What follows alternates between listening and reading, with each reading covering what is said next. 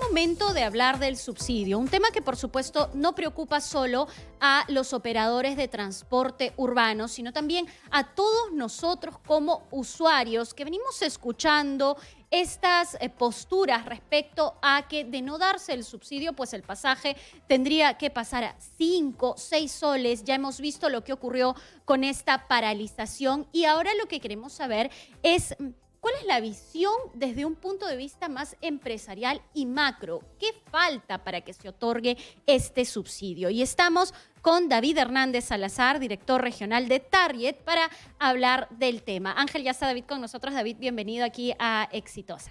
Pues muchas gracias por la invitación y qué bueno poder aclarar algunos temas y dudas que se tienen sobre estas condiciones que se pueden alcanzar, obviamente, en una buena relación que tenga tanto la autoridad como los operadores de transporte público. Pero sobre todo reconociendo que hay condiciones que deben superarse, porque si comenzamos a hablar en temas técnicos de subsidio específicamente, hay que recordar que ya el Decreto Supremo 022 del MTC del año pasado, del 2019, que aprueba la política de subsidio, específicamente en el título cuarto, ¿de acuerdo? Específicamente el 4.2, refiere que no hay subsidio para las empresas que no tienen concesión, ¿de acuerdo? Entonces, mal hacen los operadores y justamente creo que es una de las visiones que se tiene que tener. El sector debe tecnificarse, deben tener propuestas técnicas, no gremiales, ¿de acuerdo? No es un tema de pensamiento colectivo, sino debemos comenzar a un modelo de organización técnica. Entonces, si los operadores lo que van a hacer es pedir subsidio, existe una norma que expresamente dice que no se puede brindar tal, que solamente se le da a las empresas organizadas. Y aquí tal vez para la audiencia, para nuestros usuarios, para las personas que nos están escuchando, decirles por qué a unas empresas sí corresponde un nivel de subsidio y por qué a otras no. Y pongámoslo en claro. Existen dos condiciones. Una es las empresas autorizadas, que son la mayoría que en este momento tenemos en las ciudades. Y las otras son las empresas que tienen concesión, llámese Metropolitano, llámese Corredores, llámese el Metro de Lima. ¿Qué es lo que sucede? En la ciudad, lo que hace, el país, lo que hace es evaluar las condiciones negativas en la calle. Por ejemplo, somos 15 millones de viajes diarios en transporte público, 15 millones de viajes diarios. Si esos viajes diarios los hiciera un ciudadano, cada uno en su vehículo, más o menos tendrías que necesitar como 5 millones de vehículos. O sea, la ciudad sería un caos, un infierno. ¿Por qué? Porque cada quien procuraría su viaje. Por lo tanto, se hace esta evaluación y dice, ¿qué es más beneficioso para la ciudad? ¿Que cada quien trate de moverse por su cuenta o que haya un servicio ordenado, eficiente, una sola contaminación, que no haya congestión? Entonces, las ciudades apuestan por el transporte público. Y dicen, el transporte público permite llevar más personas en ejes ordenados, organizados, estructurados, ¿de acuerdo? Y a una tarifa que obviamente sea favorable para los ciudadanos. Pero es algo que suena muy bien como idea, pero claro, David Ángel está con nosotros claro que también. Sí, por supuesto. Y Ángel, es algo que veníamos comentando que realmente no se ha aplicado en nuestro país. Exactamente. Si lo miramos de esta manera, y para redondear la idea antes de la consulta de Ángel, ¿no? Nosotros tenemos un modelo de esquema que tiene que estructurarse un sistema de transporte público y recuerda que tenemos el plan maestro de la ciudad desde el año 2005 que ya refiere que tenemos rutas de tren, tenemos rutas de BRT y tenemos rutas de buses. Los corredores complementarios licitados en el 2013 están listos como modelo de organización desde el año 2005, ¿no? Por lo tanto, de lo que tenemos que hablar es que obviamente hay una responsabilidad en que se ejecuten y se implementen los planes. Eso es parte de este tema de organización. Y ahí hay responsabilidades tanto de las autoridades, en el tema político, por supuesto, que no le han dado el respaldo que el transporte público debe tener, y por supuesto los operadores en los grupos que no han caminado hacia la concesión y que muchos de ellos no la quieren, o sea, no quieren ordenarse, y eso tampoco es bueno. Porque mira, ahora estamos sufriendo justamente esas condiciones. No sé, Ángel, quería... Sí, Ángel. David, sí, muy buenos días. Gracias por participar en el programa.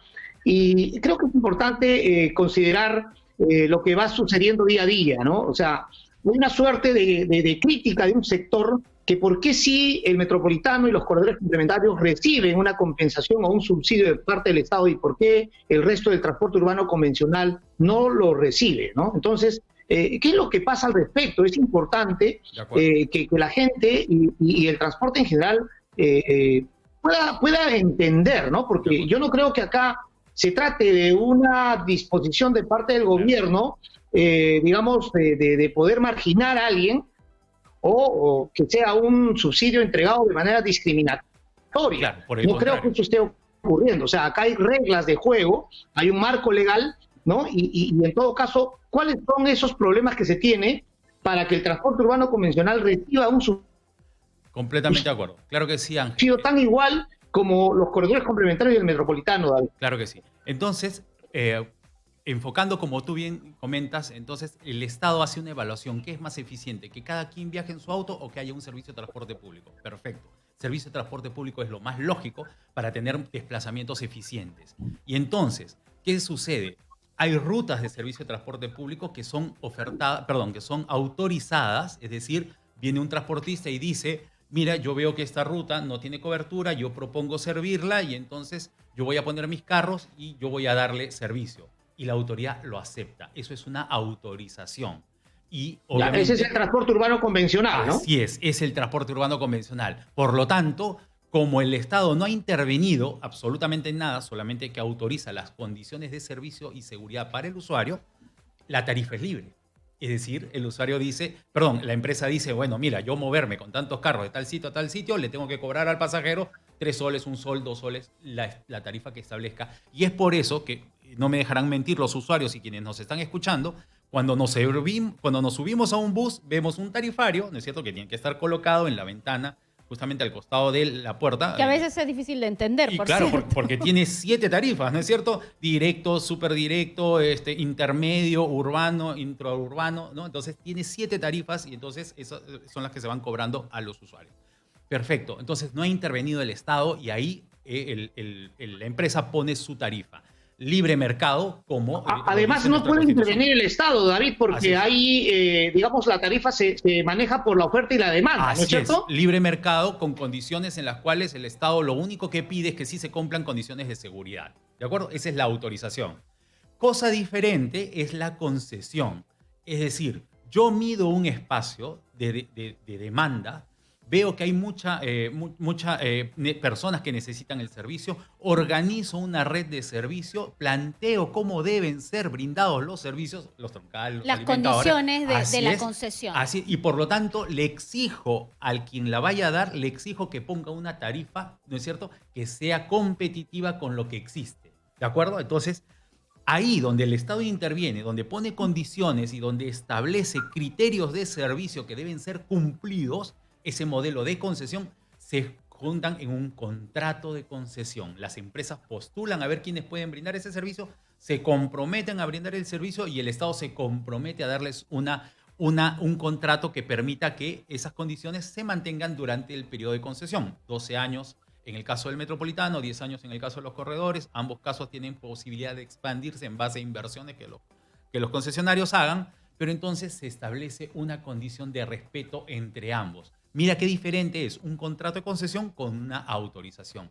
La autorización puede ser rescindida por la autoridad, el contrato no, el contrato está sujeto. Entonces, desde tu postura, ¿cuál podría ser la forma, 1, para otorgar el subsidio al transporte convencional, que es lo que tenemos, y 2, para ordenar ese transporte convencional? ¿Todos tendrían que ser concesionados? Lo que dice la norma, la 1599, desde el año 2012, es que todo debería irse a concesión. Todo debería irse a concesión. Y por una u otra razón, políticas muchas, se ha venido aletargando las condiciones de servicio eficiente. Lo que tenemos de corredores, que debería estar en toda la ciudad, lo que tenemos de corredores es el 10% de los corredores. Deberíamos tener más. En este momento no deberían haber 2.000 buses de buena calidad. Deberíamos tener 15.000 buses de buena calidad. Por lo tanto, lo que debe apurarse es el proceso de concesión y en el cual los operadores, que obviamente del servicio convencional, que quisieran quedarse en las cosas como están y que sabemos que no están bien, por eso es que se critica mucho esa posición, cómo quedarnos en el modelo en el que estamos, ¿no es cierto? Si está terrible. Hay accidentalidad, congestión, irrespeto a los usuarios. Mira las condiciones negativas que hay. Entonces tenemos que pasar a un modelo de concesión. Lo que pasa es que ahora, claro, se critica el modelo de concesión, pero lo que pasa es que no está completo. Tenemos que pasar a completarlo. Eso es uno. Por lo tanto, para cerrar el concepto que me preguntabas de quién sí puede tener una concesión, un subsidio es aquel que tiene un contrato de concesión y al cual se le ha pedido que no lleve pasajeros, ya el Estado pide, ¿no es cierto? Tú debías llevar tantos pasajeros, yo te estoy obligando a que no los lleves. O sea, te cambio las reglas del juego y por eso te ayudo. Exactamente, y es por eso que se da este subsidio, ¿de acuerdo? Pero en el convencional no hay tales condiciones. Claro, pero David, discúlpame que te interrumpa. Sí. En el caso del transporte urbano convencional ocurre también lo mismo, porque la disposición del gobierno es para todo. O sea, también se le aplica el distanciamiento social y se aplica el aforo limitado. Entonces también se merecen un subsidio. En todo caso, desde tu punto de vista, ¿qué es lo que está pasando para que el Ejecutivo no apure este decreto de urgencia, no apure la norma? Porque sin duda, más allá de que efectivamente has indicado de que las empresas de repente que tienen una autorización de ruta no tienen todas las condiciones como una concesión, pero ciertamente en este estado excepcional sí deberían recibir el subsidio. ¿Qué les faltaría para ello? O en todo caso, ¿a dónde se debe apuntar para que no exista este problema en el futuro, ¿no? Justamente uno de los casos que hemos referido, y como una empresa que trabaja en estos temas, hemos planteado propuestas a los operadores, es que el concepto, ya la norma establece que no les corresponde subsidio. Por lo tanto, lo que debíamos haber apelado es a un modelo de compensación respecto a que hay normas específicas que están impidiendo que se brinde el servicio en las condiciones que el usuario las debería recibir. Por lo tanto, y el modelo es un compensatorio de excepción en el cual, ¿no es cierto?, en favor de la comunidad, porque se requiere un nivel de distribución y eficiencia de desplazamientos para los ciudadanos. David, pero discúlpame, eso con lo que acabas de decir implicaría que los gremios del transporte urbano convencional estarían planteando mal el pedido al Ejecutivo. ¿Eso es lo que nos estás queriendo decir? Es justamente lo que estaba diciéndolo. Gracias, Ángel, por ponerlo de esa manera. Porque, por eso digo, remitámonos a la norma. Recuerda que la política de subsidio ha sido aprobada, justamente como refería al inicio, por el Decreto Supremo 022 del 2019. El Decreto Supremo 022, en el párrafo del capítulo 4, dice: el subsidio corresponde para la integración, es gradual, se va a hacer para los corredores, para el metro, para la red de metro, para los servicios concesionados, y no entra en subsidio, lo refiere el último párrafo, no entra en subsidio el servicio convencional que tiene tarifa libre. Así lo refiere. Por lo tanto, ¿no es cierto?, los operadores, al hacer un pedido de subsidio, cuando la norma expresamente lo refiere que no debe haber tal, han encaminado de una manera incorrecta su solicitud, porque aquí lo que corresponde es una compensación. Como bien lo refieren, recuerda, Ángel, lo tienen los contratos de concesión. Los contratos de concesión hablan de la compensación por aquellos costos adicionales en los que se incurre ante estos tipos de problemas. Entonces, los operadores lo que han... Sí, pues es importante lo que precisas, porque efectivamente los corredores y el metropolitano lo que están recibiendo en esencia son compensaciones y no subsidios. Y en todo caso son dos términos jurídicamente distintos. En ese caso, lo que debió haberse hecho es encaminar un modelo que permita la ayuda a los operadores, ¿de acuerdo? Porque estamos claros que sí debe haber un esquema que apoye al servicio de transporte público por los conceptos que comentaba. Sin embargo, la autoridad ha dicho que va a dar el subsidio sin hacer la aclaración que están haciendo ahora ustedes, tanto Ángel como tú, de que es más una compensación, o debió haber ido por ese lado el pedido. De acuerdo. Yo creo que para digamos, la evaluación pública, digamos, para la prensa, ¿no es cierto? Este es un programa especializado y por lo tanto son ustedes los que están... Para no ser exactamente técnico. Así es, para no ir tan técnico y las personas entiendan que se le va a dar un apoyo, ¿no? Entonces lo están llamando subsidio. Pero específicamente los operadores deben tener muy claro que la norma los refiere como que no van a ser beneficiarios de tal. Por lo tanto, compensación es un esquema que tanto lo establecen los contratos y que en estas condiciones, como bien refiere Ángel, sí deberíamos pasar a que pueda lograrse una condición de apoyo. ¿Qué es lo que estamos viendo en este momento en la mesa? Lo que estamos viendo es que si han habido tantas demoras para lograr esto, es justamente por estos entrampamientos técnico-legales, ¿no es cierto?, que no permitirían pues, que rápidamente la autoridad haya pasado a apoyar. Porque recuerden, y es lo que se reclamaba, ¿no?, en la prensa, en la plaza pública, se reclamaba que como a uno sí rápidamente le han dado, seguramente hay componendas, seguramente hay temas de corrupción, cuando obviamente el contrato muy bien lo refiere, y por qué a los otros no le dan. Y claro, era que se está haciendo un pedido de manera indebida. No hay un marco legal. Así es, obviamente. Entonces, nosotros deberíamos felicitar al gobierno si va a encontrar un marco legal para poder apoyar a los ciudadanos para que puedan tener un transporte en el cual deberían estar sujetos a las reglas de oferta y mercado. Eso es lo que va a pasar.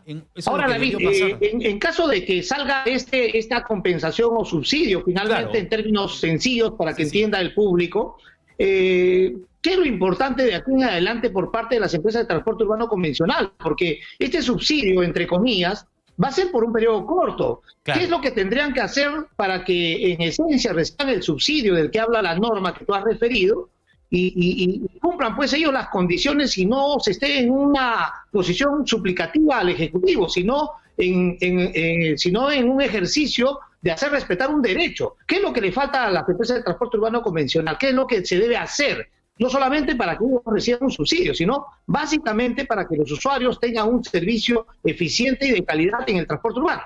Pues mira, en las empresas de transporte público urbano regular, lo que ha debido pasar desde hace mucho tiempo es que cumplan las normas que están establecidas para tal. Es decir, que pueda ser, digamos, medible y cuantificable las inversiones que se vienen realizando y por lo tanto las compensaciones que se tienen que dar. Por ejemplo, ¿cómo podríamos nosotros, cómo podría el MEF decirle al ciudadano, yo le diría, decir, no se quiere dar una compensación? Ya, yo doy la compensación. ¿A cuántos carros? ¿Cuántos carros tiene cada empresa realmente? ¿No? Algunos ni siquiera aparecen dentro de la propiedad que dice la 1599 desde el año 2012. Desde el año 2012 dice que la flota debe ser propiedad de la empresa y no todos están así. ¿O cuántos pasajeros movilizan? ¿O cuántos pasajeros movilizan? ¿Cómo sé yo si no tienen sistema de recaudo? O sea, ¿cómo sé yo que están cumpliendo con el distanciamiento? Porque lo podría ver en base a su recaudo. ¿O cómo sé yo que están cumpliendo justamente con la cantidad de pasajeros que me dicen que están llevando? ¿O a qué tarifa de ese enorme tarifario que tiene, a qué tarifa se la están cobrando? Igual, ¿desde dónde han salido? ¿Desde dónde inicia su recorrido y hasta dónde se ha realizado? ¿Cómo puedo contabilizar kilómetros efectivamente brindados? ¿De acuerdo? ¿Cuántos choferes tienen? Deberían tener una cantidad específica que debería estar desde el año 2012 en planilla, pero tampoco lo están. Entonces, si tú le dices al MEF, oye, MEF, mira, hay una necesidad, perfecto, las personas deberían ser compensadas, perfecto, yo lo debería cubrir, listo, ¿qué cosa voy a cubrir? ¿Qué monto es el que yo como MEF o como Estado debería cubrir?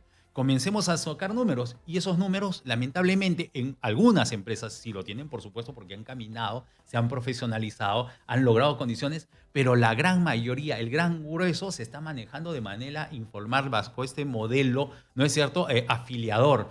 Y entonces pidamos con razonabilidad a la autoridad y por eso yo decía, felicitemos que vamos a llegar a un espacio donde se va a comenzar a cubrir al ciudadano con un apoyo económico, pero, como bien dice Ángel, esto va a tener un tiempo determinado, porque es un apoyo, ¿de acuerdo? No se está brindando, o sea, no va a ser la norma general. ¿Qué debería pasar, Ángel, a su pregunta?